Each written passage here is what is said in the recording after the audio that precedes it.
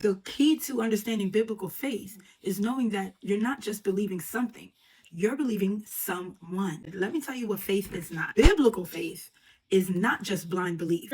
The example, and if you haven't, I'll tell it to you, of the chair.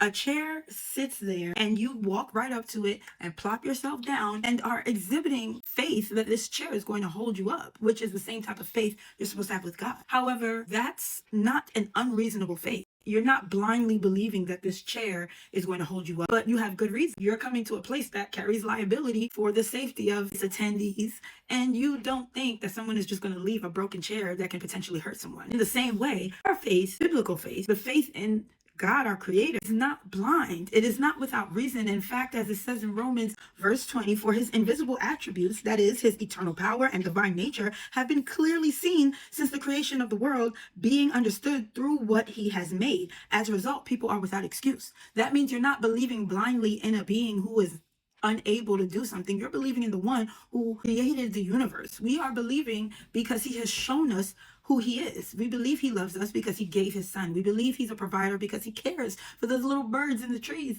And we are worth more to him than the sparrow. We believe because he's given us evidence. Another thing that biblical faith is not, it's not positive thinking. Put your mind to it and you can achieve it, right? In a sense, but biblically, spiritually, that's not how it works. God is sovereign, so he has the final say as to whatever goes down. Paul in 2 Corinthians, he let us know that, listen, I asked God to remove the thorn from the flesh.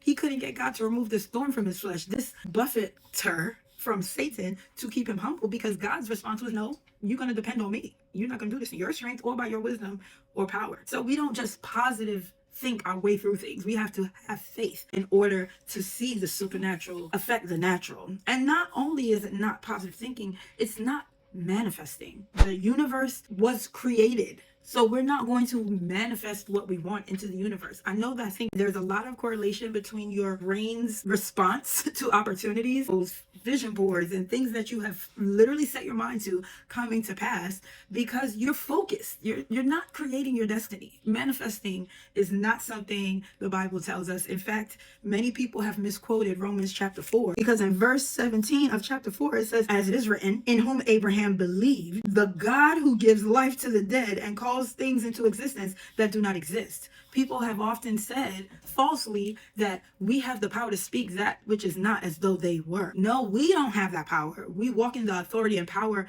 given to us by the all-powerful one, but he's the only one who created. Even Ezekiel was approached by God. God asked him, hey, will these dry bones rise again? And Ezekiel was like, God, you know. And God told him what to say, and what he said was, it's always been